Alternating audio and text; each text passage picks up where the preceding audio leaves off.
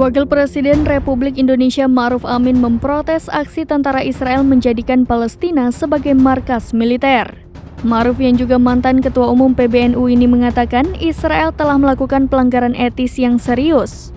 Saat ditanya bagaimana sikap pemerintah Indonesia, Wapres Ma'ruf menegaskan sudah melayangkan protes karena rumah sakit adalah fasilitas untuk pelayanan masyarakat.